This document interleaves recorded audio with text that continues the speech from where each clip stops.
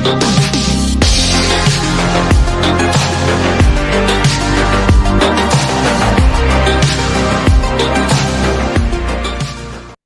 happening, people? Welcome back to the Brothers Geek Out podcast. It's a new episode.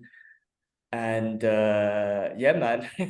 You know what? I'm not good at the intros, bro. You should just do the intros. Or you know what's better? No, man, you're good. You're fine. You're fine. I forget the numbers, and I'm not even looking at them. And I don't think we're concentrating. We don't need to know the numbers, bro. Well, like what episode we're on and whatnot. Because normally I'll be like, "Welcome back to episode whatever," and now I'm just like, "Welcome back to the podcast." No, it's fine. You don't need to know the numbers. It's all good. If you hear noises in the background, Alara is losing with stuff, and Shanaz is here as well. Nia's here, so if you hear noises, guys, apologies. It's a madhouse at the moment, but all good. All is good. All is good. Get in by, man. Foot needs to recover, and Alara's being jokes. Yeah. This gout business, bro, is jokes, bro. When I went to the doctors, before he goes, take your socks off. Bro, he was like, you got gout. He didn't even touch it, bro. He didn't even check it. I was like, I could have twisted my ankle. Maybe your feet are so buzzed. He was just like, that's gout. You know nah, man, it's not like that, bro. Have you seen images of gout on like if you type it in, it looks like some other person is growing out your foot. Type it in and check it now. Check it. My foot don't look like that. I can show it on the cam now. My foot just swollen. Nah, no one wants to see your feet, bro. Check this guy, bro. Check it out. Gout. How do you spell gout? G-O-U-T. Gout. Oh, butters, man. Yeah. Oh, butters. So basically, it's a build-up of like crystals in your body. It's acidic, like that builds up in a certain part of your body. Sometimes it could be your fingers, your elbows, and your knees, and it's a joint thing. Say hello. All right, come on, say hello to Uncle. Hello, Sus. How are you? What are you doing today? Nothing, Sus. I had work all day. I just came back from training, and now I'm talking to your daddy to do the podcast. Why? Because that's life and routine. What did you do today? Nothing. Nothing. Did you go to school? No. Oh, God. I just going to library school, but I can't because I'm almost grown to 5 years old. Oh, so you're going to a new school soon? Can I talk to Sussy? She is not here right now, Sus. We'll call you later. We'll call you maybe tomorrow. Where is she? She's gone to sleep. Where is she? She's gone to sleep. All right, okay. Yeah. Come back later, and then we'll sort it out. We'll WhatsApp call. All right. All right, special guest, guys. Again, special guest from Alara. Maybe in the future when she's 18 or something, she'll feature in one of the episodes. Right now, she's a baby, so no podcast, no internet for you at all. But yeah, other than that, what's been going on? Like, yeah, just having another busy day. Tomorrow, one more day of hustle. My Monday, Tuesday, Wednesdays are hustling days. It's just like full on. I mean, work's every day, but it's just full on work and training. You know, I mean, I drive to the gym, which is close to my office, so it's just full on. And tomorrow, I plan to go in early to the office.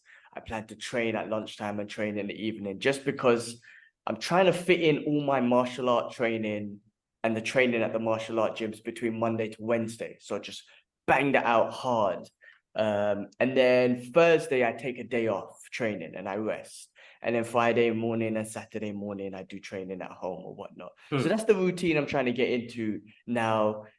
This week is the first week of that routine. So tomorrow is going to be a hard day. That's why tomorrow is a hard day, which is why I wanted to do the podcast today. Like tomorrow, I'm going to like wake up, do a bit of work in the morning, then drive down to training, do kickboxing, do some gym, and then go back to the office, work for a couple of hours, then go back to the gym and finish off with some wrestling, and then come back and chill, you know. In the evening, I got my Quranic studies that I'm trying to do now.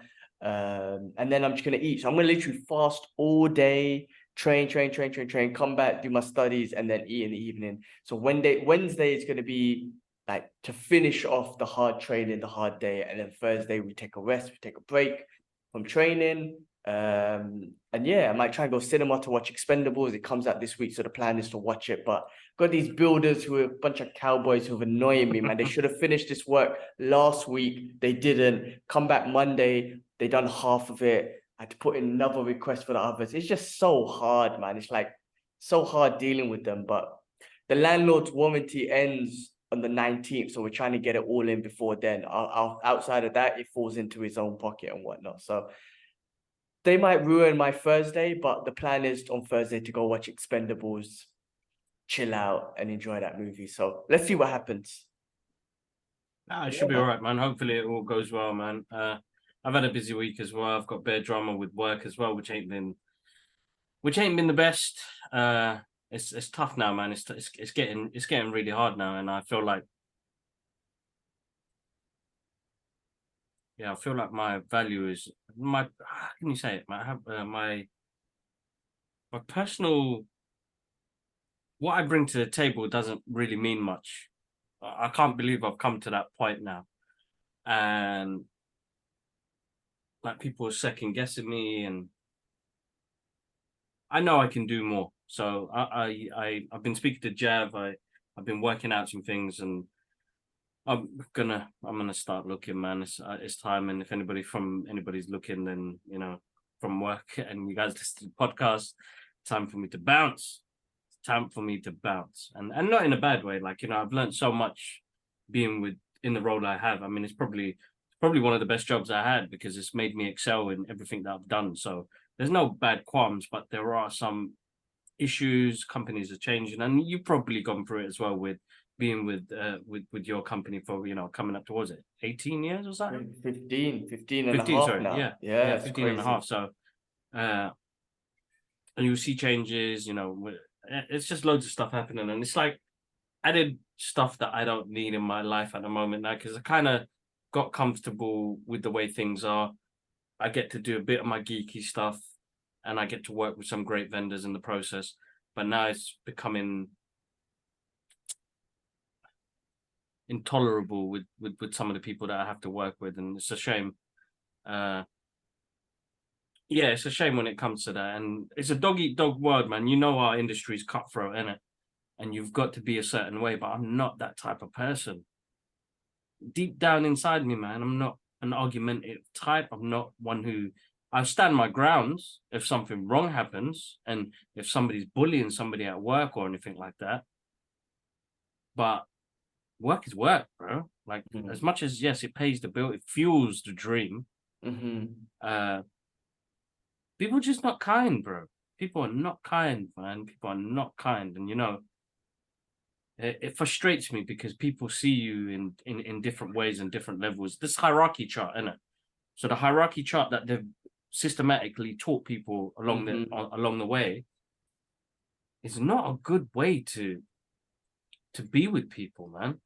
Because you feel like you're on top here, that you're supposed to be somebody, bro. You come outside in the car park, we'll be on the same level. Let me see if you could do what you could say, and I can't believe that I've come to a point where I feel like I have to out people. I'm not the one to out people. I want to encourage people. I want to do, I didn't have a good time in my work life, I think, for a long time. So a company taking a big opportunity but taking me on, and then, giving me the promotions and moving up, but I just feel like,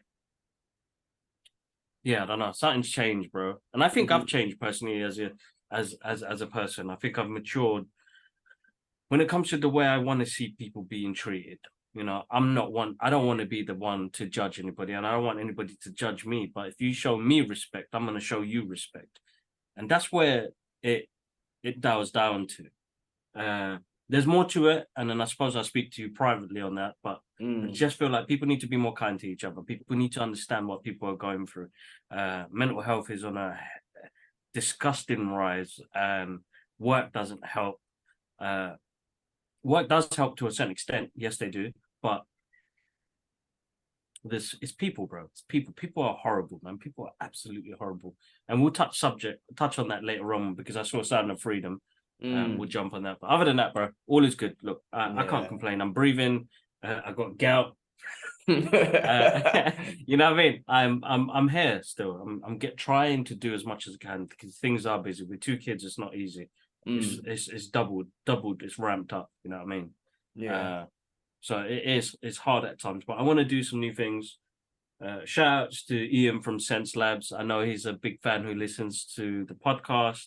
I've got some merch coming soon. So yes, definitely I'm gonna hook you up. But Ian always looks after me, and I've got some projects coming up with Sense Labs, which is gonna be amazing, and it's gonna excel me in my artwork. I want to be able to do a book I need to finish off the 2nd book for Alara. I need to do a book for Nia. I need to do a book for Ayer. And then I want to work on some of my own characters, some concept ideas, bro. I think me and you need to talk about ideas of what we could do with Asian superheroes.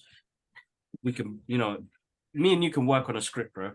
I think. Well, I mean, we can work on a script, based on our life, our family life, our dad's life, our grand. Well, you know what I mean? Like his stuff. We can incorporate that. I think this needs to be the inception. This needs to be the seed.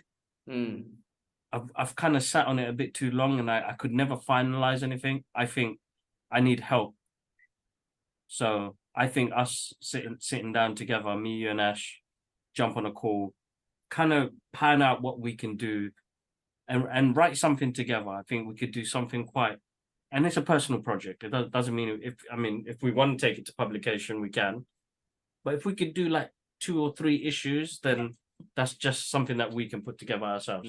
We could just talk. Let's jump on a call and talk, man. It's not like, oh, we need to brainstorm. Let's just talk about it. Throw ideas, throw this, throw that.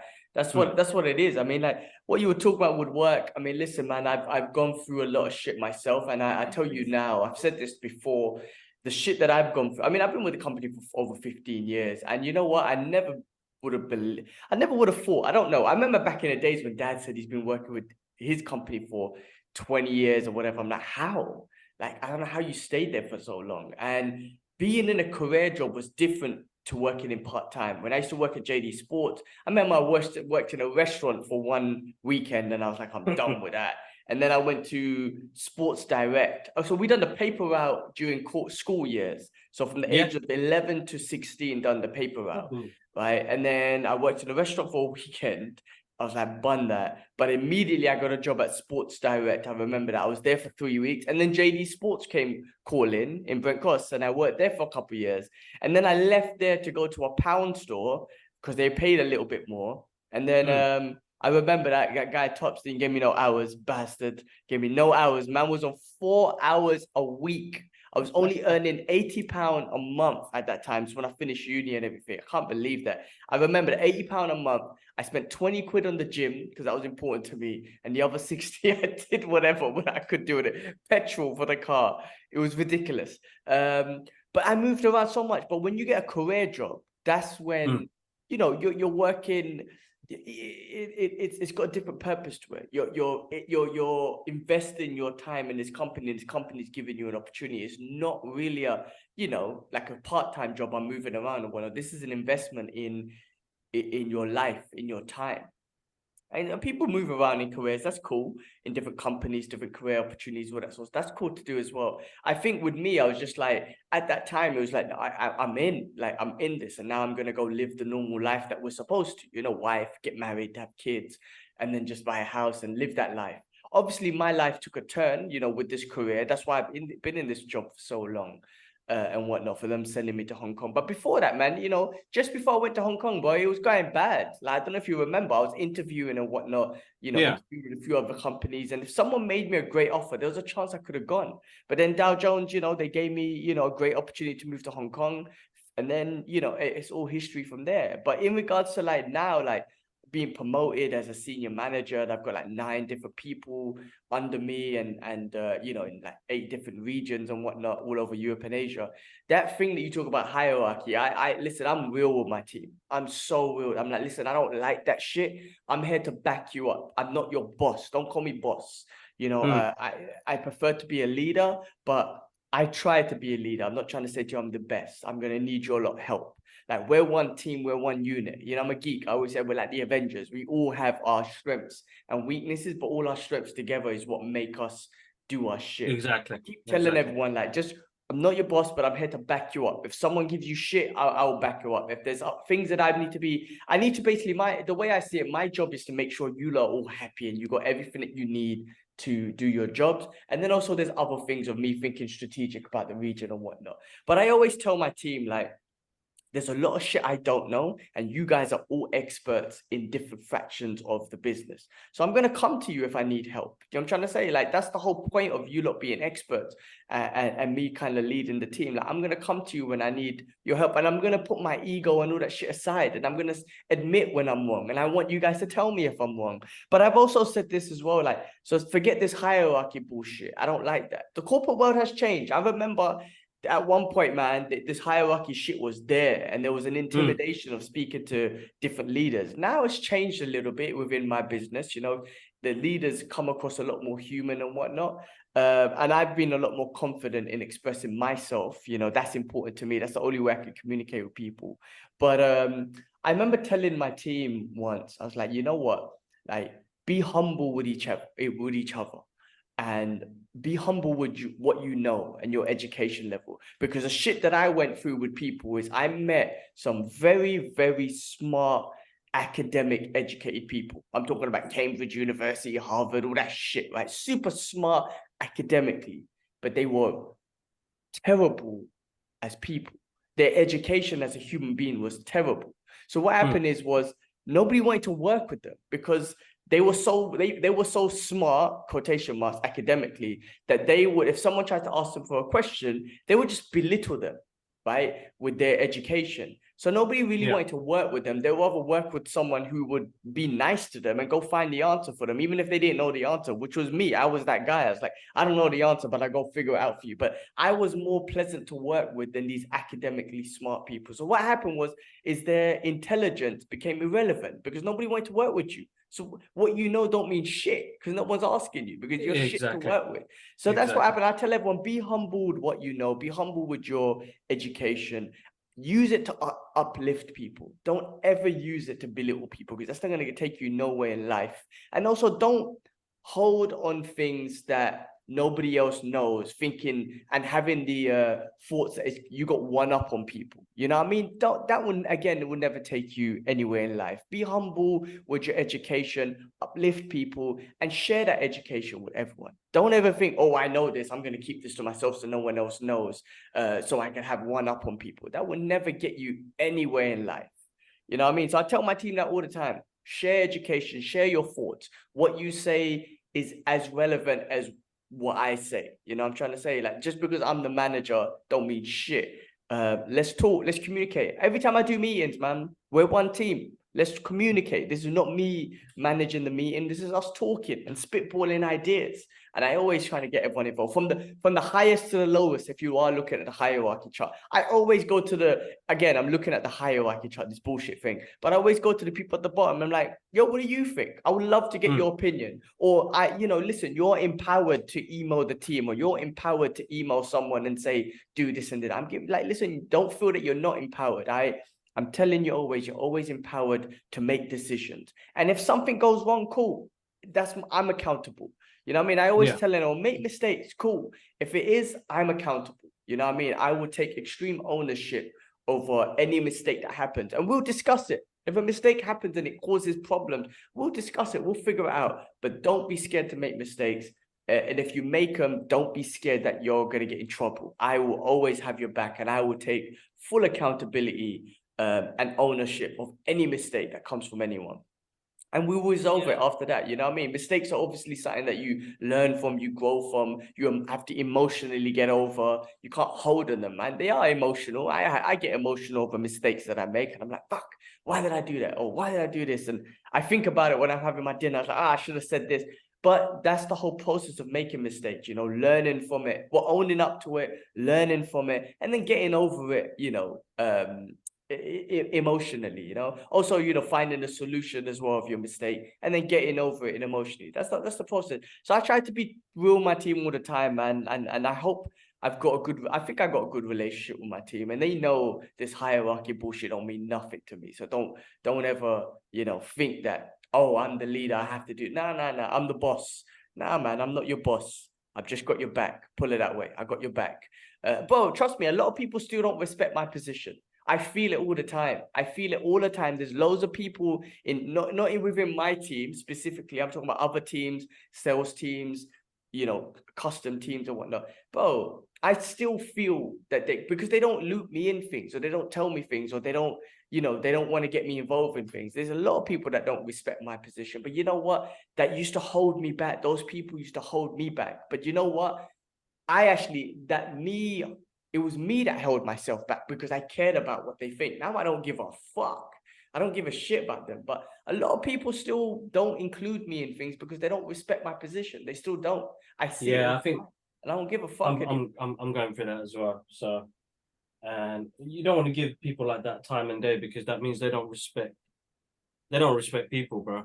They don't respect the job, and they don't want to work as a team. Everybody wants to take credit. I think we live in a time now which is really difficult, where people want to pretend to be something.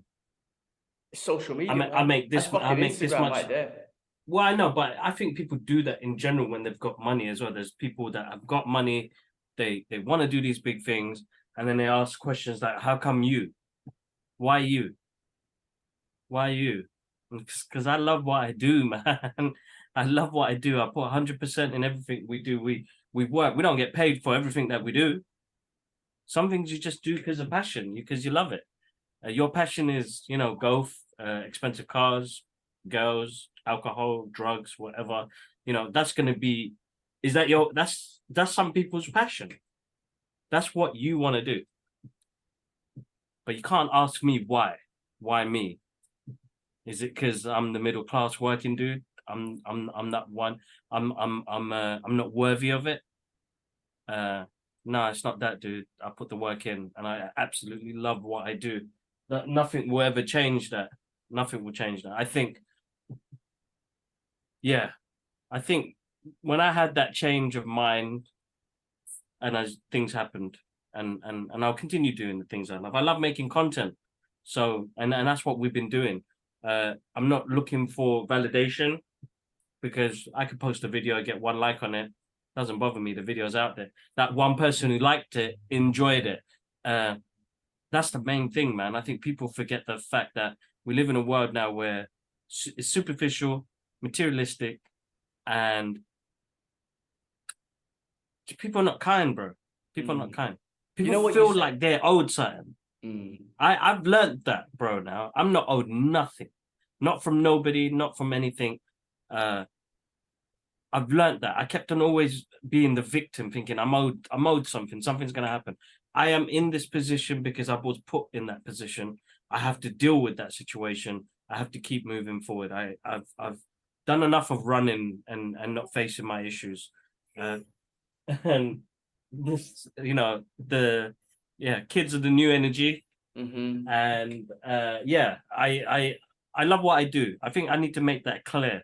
I am an artist. I think the 2 weeks I had at Gallery 37 really confirmed the love I have for what I do, confirm that I love doing art, and I love comic book art. I love comics. It confirmed I'm an artist. There's nothing else. I'm not a marketer. And, you know, that's not a job role. The job role doesn't define me. I am an artist. I love what I do. So, I mean, it's good. I mean, like, end of the day, I mean, I was gonna say, do you know what's crazy? Yeah, because it came to mind the other day, like, now as you were talking about it, just that validation and whatnot. Like, I don't feel like I'm owed anything, and I don't feel like I owe anyone anything, right? Like, and especially like, I don't feel like anyone owes me shit. It's me. I have to work hard. I have to put the hard work in, and I've been doing that. The reason why I think I've done well in my job is because of loyalty and trying to do my best. People always know that I'm trying to do my best. I might not be as smart as most people, but I've never sat there like I'm owed anything. I fucking work hard regardless. If I've been given great opportunities like I have been, like moving around the world, I tell this to my boss every year, actually, every year. So they give me be it promotion or pay rise or whatever. And whatever the pay rise is, because this year's, you know, we had a bad year last year. It wasn't as great, and I wasn't expecting much at all, because I was like, cool, like we had a bad year, all that stuff. People got let go, all that sort of stuff. In my mind, I'm like, I ain't owed shit. The business ain't done. When the business was good, they were giving out money and shit all over the place and free trips to New York. When the business is bad, and I'm not sitting here telling you that I'm a company man or whatnot. I mean, I just understand it and whatnot. So when the business was bad, I didn't expect anything. And when I got what I got, I was like, oh my God, this is amazing. I didn't expect anything. So anything small is just amazing. But I always tell my manager the same thing. Of course, this is based on my previous year's performance. What's the whole point of a bonus and promotion, is based on what we think you're capable of, based on what you've been doing. But I always tell them, I'm going to show you, not only did I earn this through the last year, but I'm going to earn this now. Like, I'm going to show you in the next year how I do deserve this, and I'm going to earn this. I always do that. So it's not just about, oh, you give me a promotion, you gave me a pay rise, I'm gonna sit back and chill. It's like, no. I'm gonna continuously to People don't live by that though, bro. show you that I earn this. Yeah, and that's why I don't feel like I'm owed anything. Even when we don't get shit, I'm not gonna say much, but there's people that I know that, like, because when the business was doing good, they've been promoted and given pay rise every year. The 1 year that the business was doing bad and they've never experienced a bit, they start complaining. Oh, why didn't I get a promotion? Why didn't I get this? I'm like, read the room. Like, we lost multiple staff, team members and whatnot, like, this year. And like, you're trying to do that. But there was something else that came to mind about this whole materialistic stuff that happened to me recently, which I've got no complaints about, but it did spark off shit. And I get where people get it for. So, you know, my Instagram and whatnot, I've been a bit slow on it recently anyway, but my stories, I know, you know, my normal stories, comic book stuff, gym stuff, cool. The other day I posted the unrelieving of my reveal of my car, you know, just because the video was there and whatnot, and I was happy and all that sort of stuff. So, and I guess I wanted to share it. But Proud moment. I was very proud. Yeah. Alhamdulillah, I was very proud. Yeah. I didn't think I would enjoy it and feel so proud at this time and whatnot. But alhamdulillah, it was nice. I posted it on my Instagram as a story, but I've never received for stories so many views, likes, and thumbs ups and emojis and all that sort of stuff for that one post, for that materialistic car. Alhamdulillah, I'm happy, I'm grateful that I've been put in this position that I can get the car, and I'm happy that everyone had enjoyed my success with me. You know what I mean? That was a beautiful thing. It was a beautiful moment. But I've never had that much engagement in my life. But I got it for a materialistic thing. And it just goes to show, like, people get a buzz off that, because I got a buzz off that. I was like, oh my God, people are congratulating me and saying more than my wedding pictures, more than all that sort of stuff. It was the car that gave me all of that dopamine, bro. It's a dopamine rush. It did. I'm not gonna lie. Again, bro, I got more interaction and feedback than I did for my wedding pictures and stuff like that. It was crazy. Anyway, I posted it as a story. My idea before was that I'm gonna post it as a feed, because I want to remember this in the future and whatnot. But after that, you know, and I got the dopamine rush and I was like, this is awesome. I decided not to, because I was like, you know what? Like, there's no need to post it as a feed, like, to get more of this dopamine and whatnot. Just leave it. You know what I mean? Like, I decided not to. Your face got exposed. So it was an interesting one. It was a battle. It was almost a battle with myself, of like, oh, don't follow that. Like, it was lovely, it was nice, and you shared it, and you shared a proud moment, and alhamdulillah, it's amazing. But don't get sucked into it and to be like, oh, okay, wait, this is what got me likes. So maybe I post more materialistic shit. There's a reason why I stopped posting things of like food and restaurants I'm going to, because I go to a lot of cafes and restaurants in Dubai, like fancy fucking looking places, but I don't post it because after one Ramadan, I think it was 2 years ago, I just, you know, Ramadan came and I was like, no, I'm not going to post food stuff anymore, because people don't get food in the world. So why should I post all this fancy food I'm eating? And I stopped, you know, so I never post anything about food or luxury sort of stuff. But yeah, no, it just listen, I guess I'm just not that guy, but I went through it. I was challenged with like, ooh, like, this is a way for me to get likes and interactions, post materialistic shit. But I'm not gonna follow that down. But the last thing I just wanted to say on this whole thing, right, when you talked about hierarchy and this whole cultural and, corporate hierarchy and shit. This is the one thing I've been learning and loving about Islam. Is like there is no hierarchy. Like when you see people, when you see Hajj and everyone walking around it equally, everyone's dressed the same. There's a reason why you're just dressed in 2 pieces of cloth, because you are the same as everyone. Doesn't matter if you're rich, poor, whatever.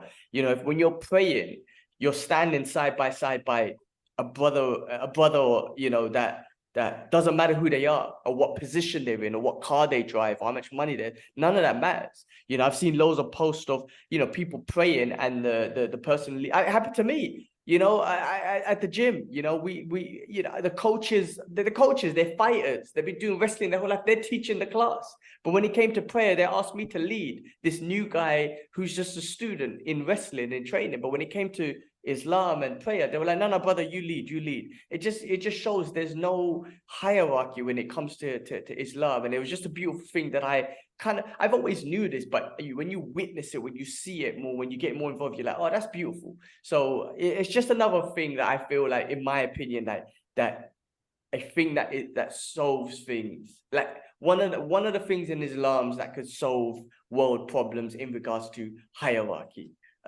Just wanted to kind of share that point, because I've been getting a lot it's just more. a good thing. It's the way it should be. We should be all seen as one.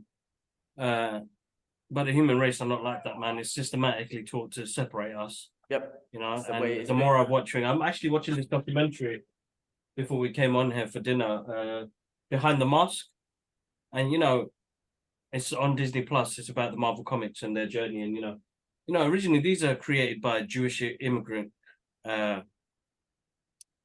artists like Jack Kirby, Steve Ditko, Stan Lee.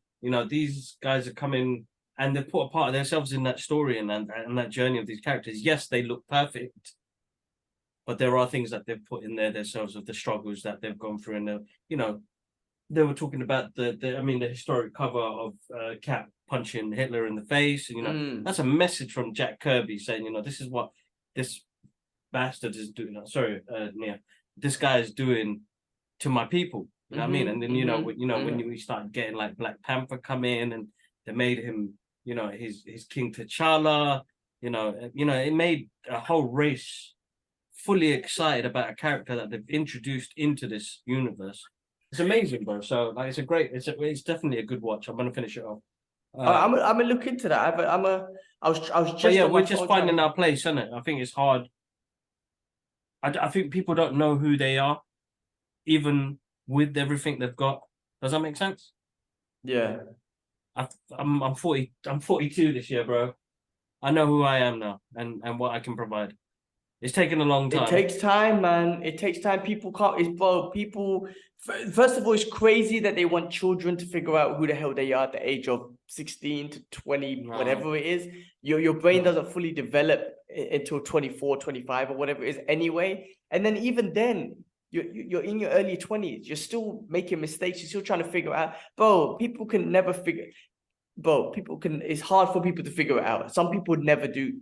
And alhamdulillah, I think maybe we're both in a position where we figured it out, but you never know when we get into that. Like, I want to be a personal trainer still. Maybe when I get into it, I'm like, fuck, I can't do it. Or maybe I can never put myself in a position to do it because I don't want to do it for money, which is why I've got this goal. I'm trying to set myself financially free. So when I do it, it's not about money, because the moment I get into it and it's all about money, I've lost the passion. So that's why I'm really trying my best not to do it for money. That's why I'm trying to work hard to set myself financially free. And that's not being a millionaire or billionaire. That's just having that property that I've got in London now paid off. And I want to buy another property where I can live in for my family, or inshallah in the future. So be it in Dubai or in the UK. And if I could pay that off, that's financially free. And then I could really get into my passion. So some people never figure out, man. And I think in school, they don't really encourage that, man. Take your time. You're not going to figure it out, but try and understand where you want to be. Like, what do you enjoy? And that's going to lead you to who you want to be and what you want to do. But you don't get that, man. You don't get that in school, unfortunately. No, it's tough. It's a tough one. Anyway, listen, bro, before we go off, we could get deep and whole podcast can be deep. And Nia's going to be screaming throughout the whole podcast. So, guys, apologies. And She's Miss Chilled. Nah, man. Nia's too chilled, bro. She don't scream like that. She's chilled. So she's gonna be cool. But I get you, bro. But yeah, no, guys, we got deep. But as always, we got news. Geek out news. Always got news. A couple of shout outs now before we do that. So as I said at the beginning, shout outs to Ian who works with Sense Labs. Massive shout outs to him. Yusuf's episode was great. Shout outs to you as well, dude. Who else? Somebody else messaged me recently. Let me just check my messages, man. Showing love, but thanks to Ati, our sister, for covering the screening last week and this week, which I forgot to talk about last week.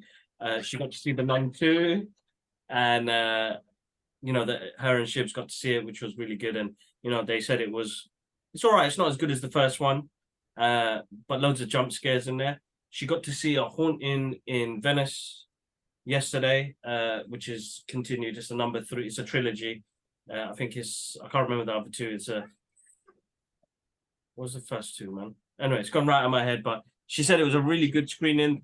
The grandson of the person who wrote Pyro was there. The producer was there. She really enjoyed it. She goes, it's got the same vibes and mystery that the original 2 movies had, but with a couple of jump scares in there. But no, that comes out on Friday, guys. And then we've got Barbie home screening, so we're going to catch that during this week.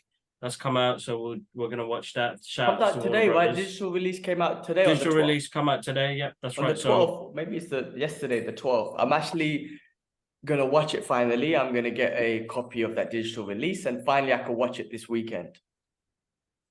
Yeah, so that's happening. But yeah, bro, jump in.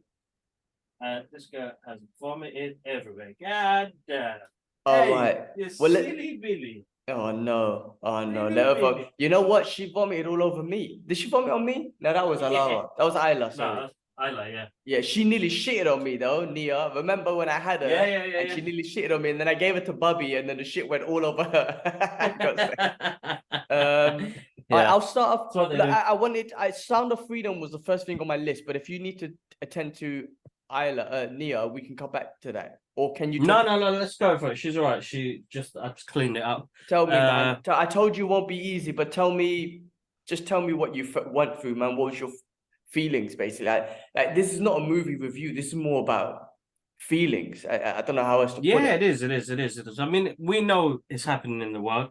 People that are conscious about what's happening in the real world will know that this is stuff that's happened, and it's a hard watch. Bro, I was crying all the way through it, man. I had a lump in my throat most of it. It was something I couldn't shift after. I came out and my bus was running late. It took me over an hour to go from Enfield to where I live, bro. Plus I got a bus up foot. And I just had this daunting, heavy heart, bro. It's like really heavy heart. And I've been watching, like while I was waiting for the bus, I was watching other people's reviews. And I know this movie has come with bare issues, bro. But I think people have forgotten the main thing about what the message was, about how big this industry is. And it made me angry, bro. Really angry. When you say reviews, I mean, obviously don't expose people, but what are people saying? Like, what do you mean? What are they reviewing? Like the movie? So a lot of them, because they're right-winged, I don't really know about this right-wing, left-wing thing. But people that are right wing that are against the film, I think really giving it. Is it right wing or left? One of them. Anyway, bro. Whatever, whoever the fuck, yeah. Yeah, the people that just there's a different agenda to it. A lot of the people said the movie is shit. Oh, sorry. Yeah, the movie's bad. Jim, the actor is rubbish. I was like, bloody hell, man! Like, really? Caviezel. Yeah, they were like, sorry, he's rubbish, and I was like, that's not his surname. Man. I butchered that anyway. But yeah, it was really bad, bro. Like some of the reviews I was watching, which made me more angry because I was like, they're not, your parent. They are parents as well, but they just don't.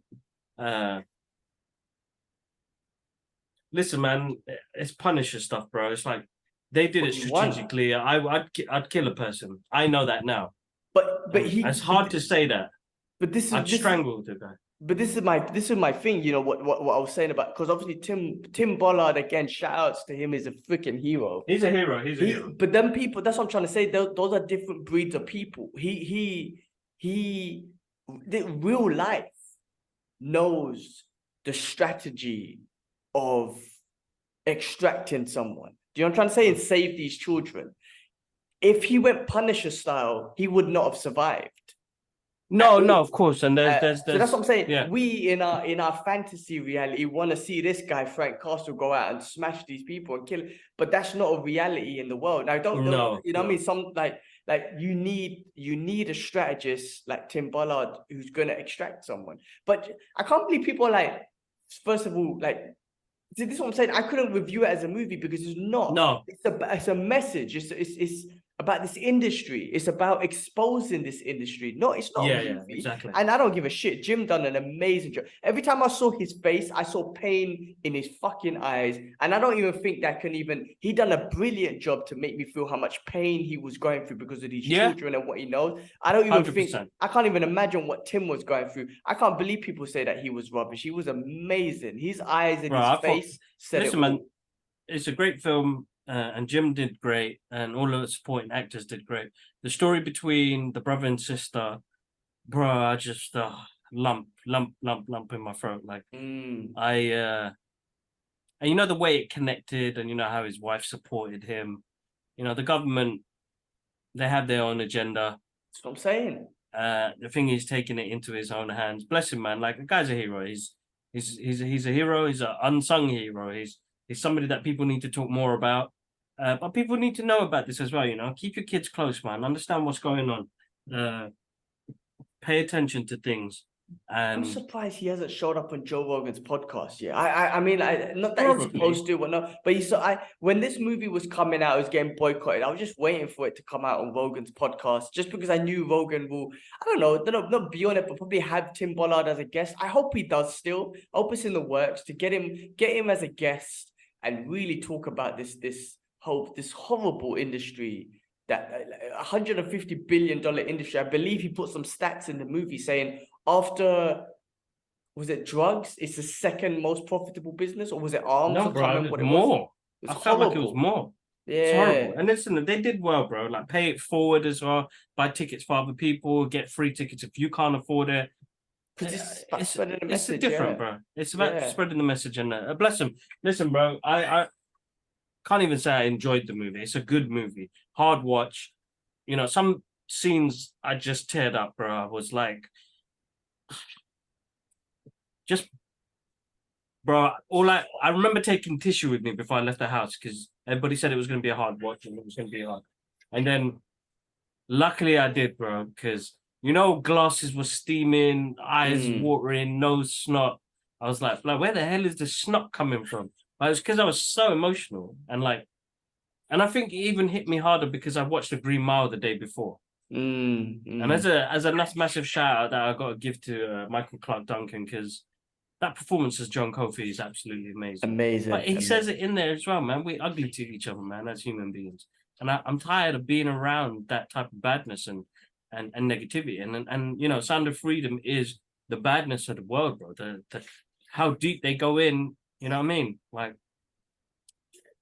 it's horrendous, bro. Like, you know, it's hard to think about that, about our kids. Hard to think about that's a world that these things happen.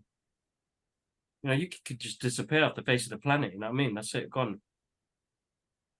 It's probably one of the hardest things that anybody has to go through. And most people will just give up, bro. Most people will just give up. I what you're feeling is, like I said, man, there was a lump in my throat the whole film of just crying, but there's also like, there was this, I just thought that there's this whole revenge punishment that's going to come out to these people, you know what I mean? But obviously you didn't get that, but the success of putting a few people behind bars and saving those children, but then also saving that girl. But that was all amazing and what he accomplished. But it was, you know, but there's so much more out there. And I always just like, and he just goes to show like his government wouldn't support. And okay, it maybe in one way it's like, well, where the American government Why are we gonna like try and find some Colombian kids or whatever it is? You know, that's something for their government to sort out. But the fact is, you know, in America, there's so many pedophiles that give money towards that business. You know what I'm trying to say? Like, that you're funding that business.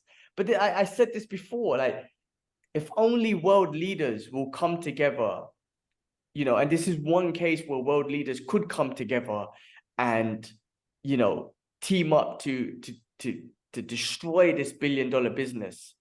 But they won't, because like I said, man. That's they won't. their They involvement. won't. Because they look at they blow up kids and shit anyway with drones and whatnot. And you saw this whole thing with Epstein. You know, Yeah, exactly. that was Oh, all bro. true. That was all true, and that's why Yeah, it's that was that right, whole yeah. thing was Epstein's island, bro. I mean, there was a real story there, but that was all Epstein's island. And you saw the documentary on Netflix. You had Bill Clinton and all these respected quotation marks people in high positions, scientists and politicians, all going to Epstein's island to be with young children. It's disgusting. It's a real thing, but why isn't this the number one thing on news? You know what I'm trying to say? Like, I work for a big news publication, and our main thing is, you know, giving the world the true news, which helps dictate the world into a better place. No, it doesn't. Otherwise, this will be all over the fucking news. This will be the front page every day to be like, we need to resolve this as a human race because these are children, these are babies, and these criminals are making $150 billion off it a year.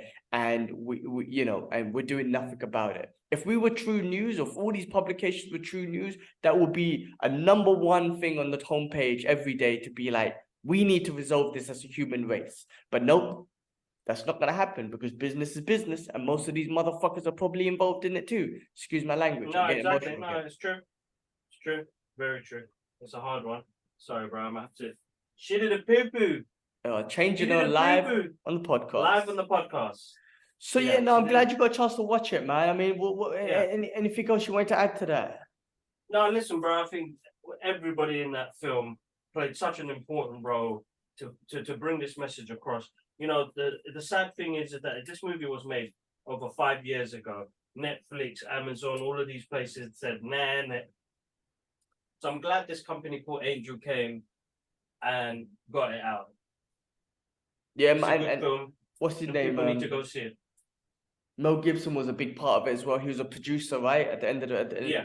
yeah, he was a producer of it, and he's coming out with a documentary, I think, soon to expose this industry even more. So look out for that. I think the success of this movie, which is brilliant that it got successful, has kind of led to Mel, because they were trying to boycott Mel Gibson as well. But I believe, like, when you got when you can't boycott someone, like, you got to just kind of, I guess, join the team. So I think he's got a documentary coming out that he's going to be putting out that exposes this industry more, and I think exposes, you know, Hollywood and all these, you know, A-list people, whatever, that are involved in this bullshit. So I hope that comes out, and shout out to Mel Gibson for doing that.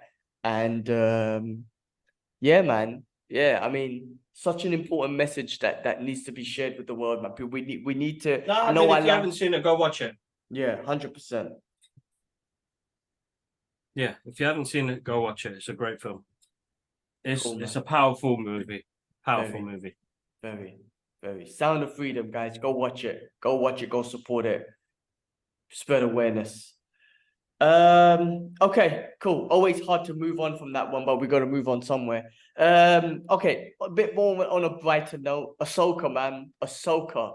Bro. So, I watched episode 4 last week.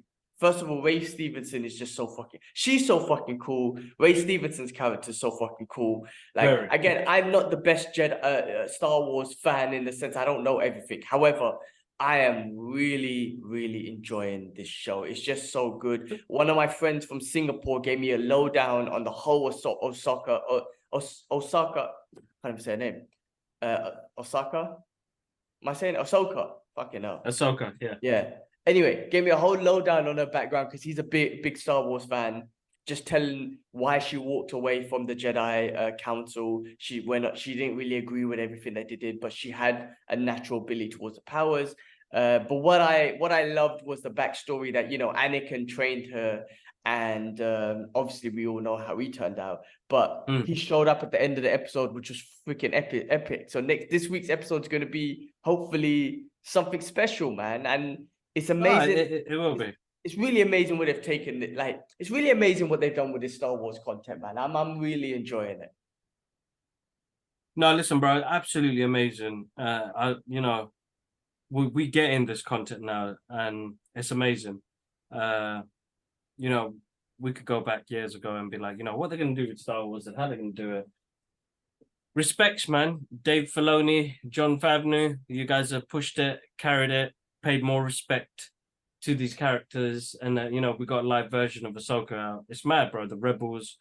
And it's a great cast. Rest in peace, Ray Stevenson. He's amazing. He's really good. I love what they did there at the last episode, the fight scene, where he kind of embodied a knight in his style of fighting, and then she's got the samurai.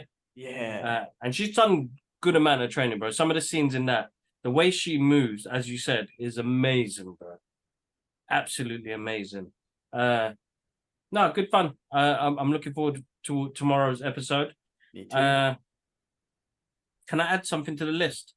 Yeah. Like, just jump before in now. Before we go off that, but episode 5 is going to be so big. Apparently, it's going to be playing in selected theaters, marking the first Star Wars theatrical release since the rise of the Skywalker in 2019. So this episode might be. That's how. Apparently, if they're putting it in cinema, some certain theaters, this episode must be amazing. So just look out for that. Look out there. What do you want to throw in though? What do you want to throw in? No, that's actually really good. That's really good. If they do that, that episode got to be an hour long, man. Allow these 30 minutes episodes, man. Come on, man. I'll go in cinema paying 20 quid and you get a 22-minute show. I'll be upset. I'll be like, unless it's that good. God damn. What is that? God damn. What you got? The biggest spider just turned up, bro. Oh, I lose. Hold on, let me see if we can get this. Allow it. Where is it? It's not in focus, but I see a little black dot. Bro, hold up, man. I need to catch this, man. Today's all happening on the podcast, man. Nappy changes, bomber clut, spider. But what are you gonna do with that? I'll leave it, bro. Like I don't want to see it. I'm no good with bugs. When it comes to bugs, I'm running. I'm running. I can't deal with bugs. I've never figured that moment in Singapore when that cockroach ran over my hand. Ooh, I could feel that shit now, man. Fuck that, man. Fuck bugs. Bugs are aliens. Bugs are aliens. Just because they're on planet Earth, we think they're normal. No, they're aliens with their tentacles and multiple arms and fucking shit moving. Fuck bugs, man. Anyway, sorry. Hoover this bastard, bro. He's too big. You're gonna hoover him? Yeah. He's massive, bro. But watch him jump on you. Watch this, guys. Watch the freak out coming soon. This has been in Alara's room, bro. You wanna hoover this guy, man? Watching it live on the podcast. Look at this guy, man. Special guest Spider-Man. So you could from a special guest Spider-Man. Hold on, I'll send you a picture. Send me the picture and then I'll pull it on the camera. Hold up. No, let me hoover this thing first, bro. Oh, here we go, guys. Sorry, here we go. Watch this thing jump on him. Watch this thing jump on him. How's it going? He's in there. Oh, goddamn. Where is it? Did you hoover? We didn't even hear the hoover come on. That's good noise cancellation, bro. That thing was massive. Let's see if he's in there. Yeah, watch him crawl out, man. Come straight after you. He's gone now. Cannot deal with it. But my Instagram feed is filled with creepy crawlers because I clicked on a couple here and there. Always these things from Australia. Man's taking a shit and this big ass banana spider type thing comes straight underneath the door. I'm like, bro, I could never live in Australia or the Amazon or any of that shit. I'd be like, just kill me, man. Just eat me. I'm done. You know what? Places. Look at your phone, bro. Share it with the listeners. So, oh my god. What have we got here? Oh, allow it. Oh, that's a big ass. That's a big boy. Can you guys see that? It's a bit blurry. But that's a big boy. That's a big boy. Ooh, that's a big boy, bro. How the hell did that? Bro. How the hell did that show up? Come in your how is there spiders like that in London? Yeah, bro. Listen, that. You guys see that? How is there spiders like that in London? That's the corner of the frame. Allow it. Allow it. You know what? Like I said, spiders like that size will freak me out. It's cockroaches and beetles and all that other shit that messes up my life, bro. Those are the things I can't deal with. You know what? That's just. We had a massive one before. You know, when the table was on this side of the room, and now that just crawled up from behind there. So yeah, definitely that's coming through the window, and it lights dark spots behind the like this. That's made me sweat for no reason, bro. Yeah. Hopefully, I know I hoovered it, but I'm not sure if that's going to be. He's going to climb out, bro. If he climbs out, then good on him. Right? Leave it. I'm not on those things, man. But spiders. What else is going on? Kibs, you had something to add. You ready to carry on with the news? We'll just wait for Kibs as he's going through his thing. But yeah, no, Ahsoka. I know we were talking about that. You know what it reminded me of though, actually, before Kibble gets into it and while he's dealing with the spider thing. Back in the days when Blockbuster videos existed and there were still VHSs, there was this, I think at the time, it was like a 30th anniversary. So when did the first Star Wars come out? 78? 6 or 78, I think. 78. So do you remember that box set that we bought, the 30th anniversary or something like that? Yeah. And then we kept on going back. We would watch all of them. We would watch Star Wars 1, 2, and 3, or 4, 5, and 6, all the way New Hope to whatever. And then if we notice a little issue on the VHS tape, like a little crack, we'll take it back to Blockbuster. And we changed that thing like 5, 6 times because we're like, no, this one has a crack on it. It needs to be immaculate. Do you remember that, bro? Yeah, and then we still got that collection somewhere. There must be, right? I think Sassa's got it now. Because I think we bought it for him actually. But yeah, we bought it for him as a birthday gift.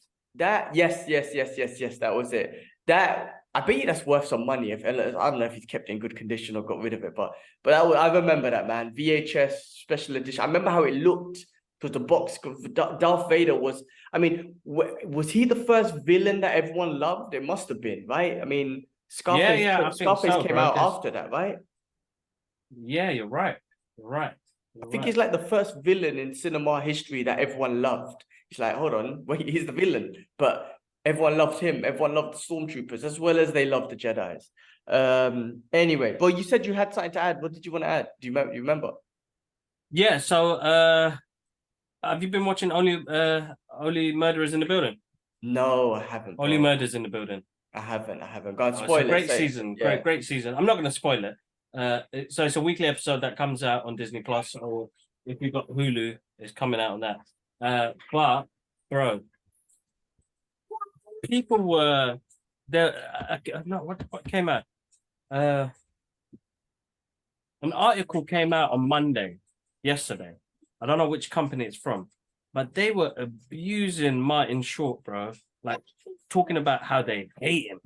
What? Hate him? Well, they hate him, bro. Like, he's rubbish, blah, blah, blah. Like, destroying him. Like, but it had nothing to do with anything. It wasn't a review or anything like that. It wasn't about, oh, you know what? The film's not great and he's not great in it. Like, they just abused him. The guy's one of the most funniest guys in the world, man. And he's been doing it for 50, 60 years, bro. And he's still doing it. And he's still a funny dude. I don't know why somebody would attack him like that. I mean, if this article sounds like just some random. No, it's from like a good source, bro. Like for real. They usually do like reviews and stuff like that. Laura, you're gonna fall. Be careful. Can you go on the other side, please? Yeah, but they probably hate him because they're not in his position. You know what I'm trying to say? If you hate someone if you hate someone like, especially Martin Short, he's done so much great things from like Free Fugitives and Free Amigos and whatever. Like if you're saying in a space, freaking Dennis Quaid was in that movie. Yeah. Meg Ryan. your Snatch movie, not Snatch, Stray movie, which was funny because I was like, is that Dennis Quaid? And he was like, I'm fucking Dennis Quaid. I was like, anyway, in respect, I mean, if they're saying that they hate him so much, then they're probably just jealous because of what he's achieved and that they haven't achieved. Yeah, it's a bit of a weird one. Yeah, I have, you know what? After I moved to Dubai and I haven't had access to Disney Plus, I just haven't been able to watch it really. So yeah, I mean, I stopped, like, I think I watched a bit of season 2 and then I moved and then now I don't have Disney Plus anymore, which I probably It's should great, invest bro. in it, yeah. I think I'll be honest, like their chemistry in that is amazing. Steve Martin and Mike Short are brilliant together as well. It's one of my favorite shows. I really enjoy it. Really, it's a mystery program, but it brings me so much joy because they play such doofuses on there. It brings out each of their characters and what they're capable of doing, and still being able to make the world smile. You know what I mean? That's a hard thing to do, bro. Yeah. You know, and as a world, we've gone through so much in the past couple of years. These guys are still making us laugh, and they're in their 80s, bro.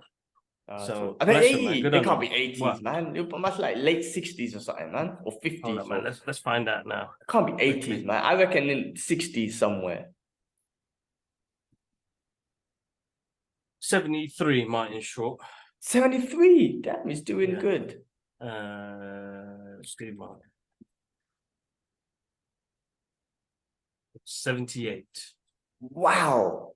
Wow. He's 78. He looks good. He looks good for a 78-year-old. Oh my God. Wow. Okay. Good for him, man. Good for him. Good energy. They still have good energy, bro. Like Yeah, but that's probably why they live so long. I've been watching this documentary on Netflix. This one that came out about centurions or people who live over 100 years old. Like it's called like the Blue Zone and whatnot. You know, you got Okinawa, Japan. You got certain parts of Greece and Italy, certain parts of South America and whatnot. And they were just talking about the lifestyle, and it wasn't, yes, healthy, good diet and all that sort of stuff. And what was interesting was it wasn't like, there was a lot of complex carbs, but real food. You know what I mean? Like when I say carbs, complex carbs like sweet potatoes and stuff like that, right? But it's all and a bit of meat, right? They all did say they don't eat as much meat, but it's all real food. That's the point. It's not this carby shit that we eat. But also it was lifestyle. Like, for example, just being with people, being with family, all that sort of stuff, laughter. For example, in Japan, they sit on the floor. So because they're constantly getting up and down, it's like they're doing squats all day, getting up and down, which helps. In I think it was a part of Greece or Italy, there's loads of steeps. So they're constantly doing hill walks and stuff like that.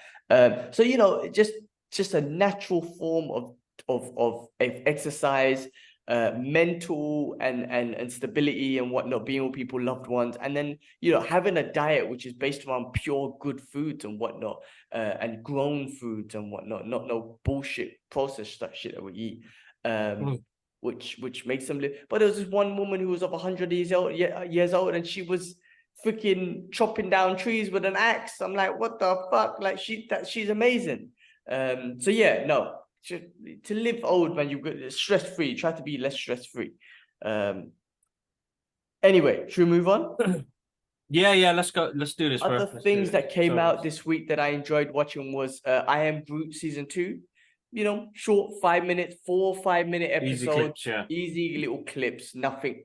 There was Easter eggs in it, but I didn't follow that stuff, man. It was cool. It was just cute little episodes of Groot. Or whatnot. So worth watching. And then Top Boy season 3 came out. I watched episode 1. I love that show. I think it's a great show. If you've ever seen The Wire, I want to say this is kind of like the British version of that, but it's really good. Kano is amazing in it. And who's the other guy? Asher D, I think it is. Yeah, they're wicked. They're amazing at it. Great show. Do check it out. If you're a British fan, you don't have to be British, but if you like that sort of street, how do I pull it, man? That street criminal organization sort of thing.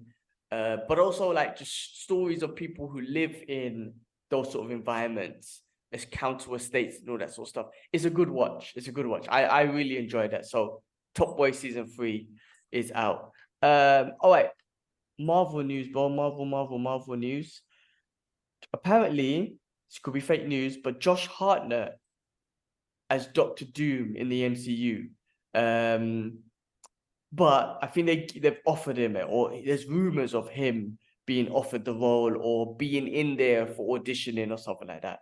Josh Hartnett. I don't know. I saw him. Obviously, he was in Oppenheimer. Yeah, I actually remember him from that movie, The Faculty, but he's been in a few things. He's been in quite a lot of stuff. Quite a lot of stuff. Yeah, what do you think of him as Doctor Doom? Nah. Okay. No, I'm not a big fan. I don't think they need to get somebody new, somebody, They should don't get need the Oppenheimer guy. What's his name? Cillian Murphy. Yeah, man, he would be freaking amazing. So somebody did say that recently, and he was in an interview and he said, it depends on the script. Yeah, he But, would be good, I think. Yeah, it'd be interesting to see what he can do with the character, definitely. All right, well, that's that. They're still trying to figure that out. Apparently, Godzilla as well. Who's the freaking Galactus will be the main villain in that movie, in that Fantastic Four movie. Hopefully they do him right. I don't see no reason why you don't do him right after what I saw in Eternals. So that'll be interesting. Marvel news: the project of the Midnight Angels will be a series in addition to Okoye and Anika in the series will return Shuri, Nakia, and T'Challa's son Ayer and M'Baku. So nice. It's a little Black Panther spin-off that will be coming out as a show apparently, which would be good. That'll be good. Cool. Captain Marvel. Oh no, the Marvels was getting dissed recently for his CGI. I don't know if you saw that new Journey to the Marvel sort of thing, and there was a clip where she was flying with the cat on her shoulder in space. And apparently someone, they've been dissing the shit out of the CGI and whatnot. But it got compared to the iconic shot from 1983's Jaws 3D, where the shark is floating in the water. And obviously the CGI was basic. So they're kind of comparing it in that, which was, I don't know, it's just getting shitted all over. I don't know. People need to understand what these artists go through, man, and how much they get paid and why they're striking and all of the madness like that. So it's told you, bro, people ain't kind, bro. People ain't kind, man. Everyone has their thoughts. Oh, CGI. But it's negative that works, isn't it? So he'll get the views. I'm a hypocrite though, man. I said that shit about She-Hulk. I wasn't happy about that shit. But you still watched it. I mean, I still watched it, but I did shit all over it. Marvel messed up on Marvel don't pay well, and Marvel tried to rush it. That's Disney, the sad Disney, thing about Disney, Disney, yeah. Yeah, Disney. You know what I mean? Well, Disney owns Marvel, it's all the same shit. But yeah, Disney. Yeah. All right, moving on. How do I say his name, man? Liev Schreiber. You know the dude who played Sabertooth. Yeah, but just say that, bro. Yeah, the dude. I can't even say his name. Or Ray Donovan. He plays Ray Donovan. Yeah, that guy. But the guy who played Sabertooth and Wolverine apparently is going to reprise his role as Sabertooth in Deadpool 3. Right? You know his name. Google it. I can't pronounce it. I can spell it out for you, look, but I can't pronounce it. Fucking names, man.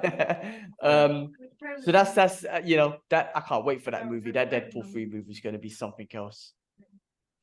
All right, finishing up with some comic books, more last comic book stuff, but from DC. Aquaman trailer is going to be released this Friday.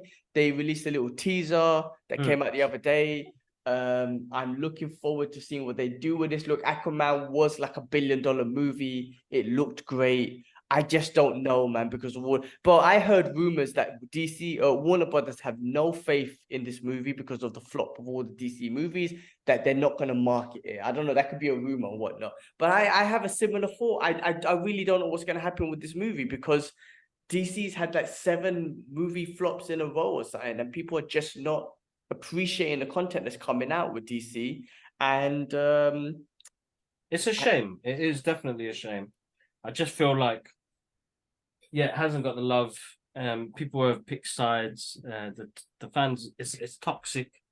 I don't know, man, bro. It's a difficult one. I'm not one to talk about it because I've enjoyed all of it and I'll support it always. But be prepared, bro. Be prepared. I'm sure you and the boys will be invited, and not the boys. There's females there too. You and the group will be invited. to the premiere and all that stuff. So be prepared to go enjoy this movie and be a part of the release, because I know you guys will be a part of that. Yeah, no, it's always a great pleasure, bro. Like, so no, definitely. I'm looking forward to it, bro. I think now, because we look at numbers and what's going on and the rest of it, that's where it gets convoluted. But other than that, you know me, I'll enjoy it as it is.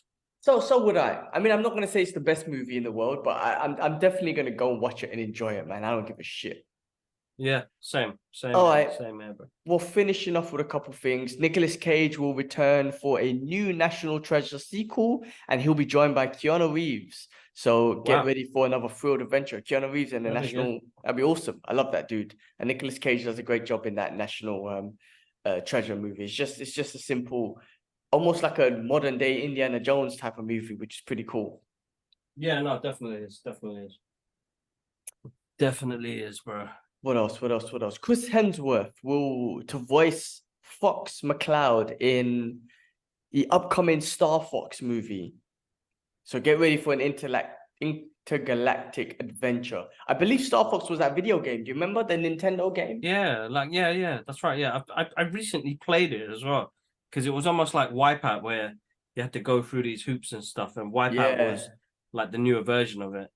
We were actually playing it the other day on we got this game thing. So no, interesting. That'd be good. That's some memories, man, would Wipeout. Do you remember that game? That game was sick. Wipeout was wicked, bro. I remember that it had the Prodigy soundtrack on it. That was like, that was sick. Was it Firestar? Firestar, yeah. That soundtrack was good. And Wipeout was brilliant. We used to play a demo. We didn't even play the game. We had a demo, and we played that demo like it was a damn game. That was awesome. Wipeout, brilliant game. Definitely.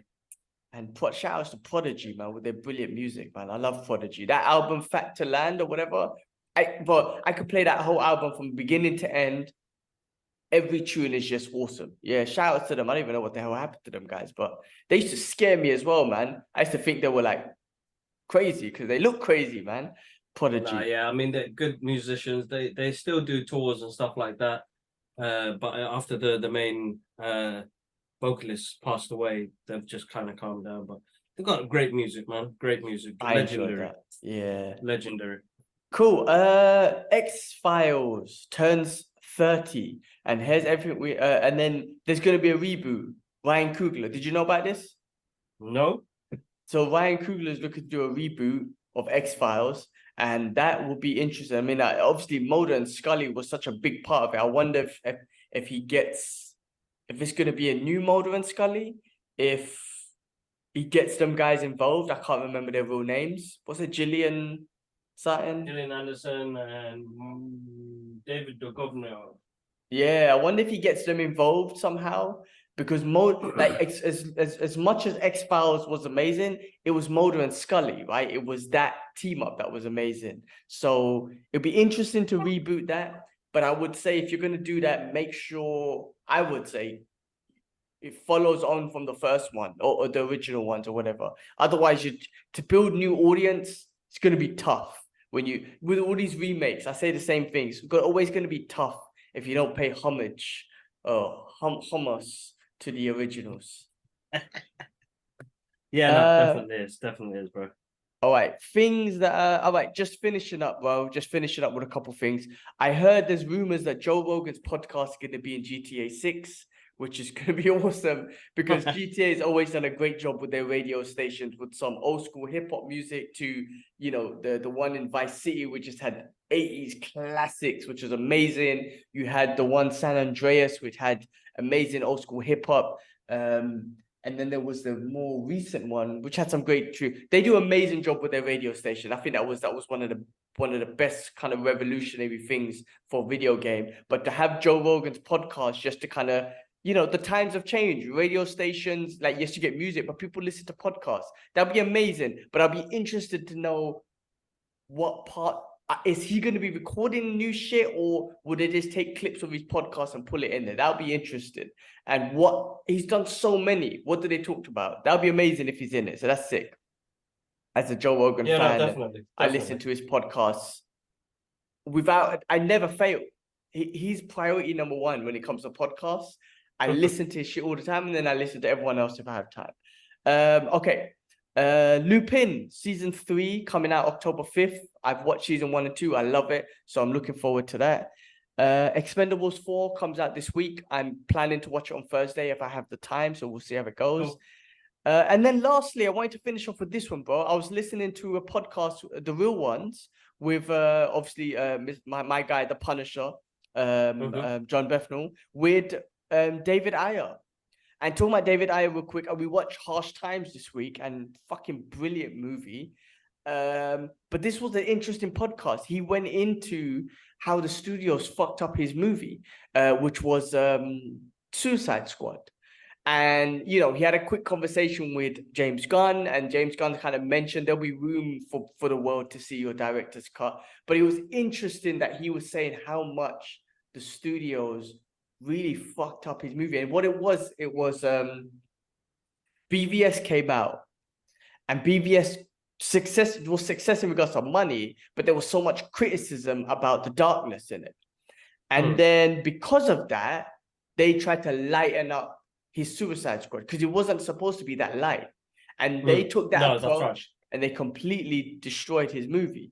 And he was just talking about, I can't remember exactly what he was talking about now. I've kind of gone blank, but I just remember it was like fascinating, and the fact that as a creator, as a director, how your vision can get ruined by people who finance it. And you need these people to finance it sometimes or whatnot, because you have no choice because you can't finance, but they ruin it. And they're like, I think Warner Brothers done the same thing with Zack Snyder and his vision of the world. And it's not fair because people don't know and whatnot of who made these decisions and whatnot. And no, that's right. I would love to, now I'm very much interested, or maybe not, like maybe they don't release it and it's one of those hidden gems, but I'd be very much interested to see, because my guy done End of Watch, he done Harsh Times. Like, was he involved in Training Day? No. No, it was good. Anyway, these movies are dark, bro. These are dark movies. Harsh Times is dark, bro. The PTSD and shit that he goes through is a suicidal, like not suicidal, but just a psycho and whatnot. A great movie. Like, these are dark movies. And that's how this movie was supposed to be as well. Like, not that's similar to that, but that was his style. And they ruined it. No, he's got a specific style in the way he directs. I mean, he did Bright, the Netflix film, which was really good with Will Smith, and can't remember the other actor's name, but that was really good as well. He just has this unique look and feel to what he does. It's a shame that he had to go through all. That's why doing your own projects and getting private investors and kind of doing it yourself is, I mean, you find distributors later, but it's hard, bro. I mean, the industry, as he said, man, it F's you, innit? And the thing is, it's not his fault. No, it's not his fault. And he gets the blame for it. I'll never forget when I think it was BVS or Justice League, whatever, and someone was like, a friend of mine in Hong Kong, this was when Hong Kong, we went home, it's like, oh, it's all Zack Snyder's fault. And at the time, I didn't really know. But now after all these years, I'm like, I can't believe you, like, that there's people out there that just blame the directors. Oh, Zack Snyder fucked up the universe. What's his name? Sorry, I've gone blank again. David Ayer messed up too. I'm like, that's not their fault, man. When the people who are financing it messes it up, and then the blame comes on you, that's a horrible thing. That's a horrible thing, man. Where you're trying to put your vision out there, but you have to listen to the people who are financing it because they're the ones in charge. And what the fuck do these people know? Like, they're people in offices that like, oh, I think you should do this because blah blah. What the fuck do you know about a vision? You know what I mean? But these people do that, and they ruin a vision, and it's a shame that happens. And then it's a shame that the director gets penalized for it, and people don't, that can mess up his career. It's a horrible thing, but that's why people are not fans, bro. People have become critics of their own, which is a shame, which is an absolute shame. That's why people don't enjoy content, and they rather talk negative about stuff, and negativity will run the algorithm 100%. That's why. Yeah. It's a horrible thing, man. But yeah, that's all I had on the news, man. That's all I had on the news for this week. Was there anything else to catch up on? No, I think that was it, bro. I think that's it. Cool. Well, guys, people, thank you for watching, liking, subscribing. We've had some great interactions. There's been a lot of shorts and little content that we've been putting out recently from, some of the podcasts we've been doing, the UFC, fight talk still happening with K West. That's a constant thing. And we're growing and stuff, and yeah, man, we'd be back every week. I mean, there's nothing else to it. We're back every week doing our shit, man. This is our thing. And you'll always see us brothers giving our thoughts. Yeah, definitely. Apologies for all the sounds and everything that you guys are going to pick up during this episode. I've had to look after Nia. So apologies for that. And then hopefully... Oh, yeah, wait. There's loads of things happening, man. I'm mind blank now. There's a few things popping off this week, and I can't remember. It's gone right off my head now. I suppose it's been a long, tiring day trying to multitask. Yeah, so it's full on. But I'll keep updated on our Instagram and Facebook page, guys. You guys show some love there. So whatever comes up on there, that'll be the latest stuff that comes up on there. So check that out. Sorry, I've gone mind blank, but as always, thank you. No, definitely, always grateful for the love on the channel and what you guys do. Definitely. More to come. There's more to come. There's loads of things to be done, but it's all time and everything else now. Oh yeah. Let's get this quick picture. All right. Well, look, it is 11:15 my time. I need to go to bed because I need some recovery and sleep to try and do and wake up for another day tomorrow. But yes, bro, good to catch up as always. Yeah, man. And definitely. We'll catch up. We'll catch up again next week. But we'll catch up during the week talking anyway. But all right, people, thank you for watching, liking, subscribing, all that good shit. Love you guys. Peace. Peace.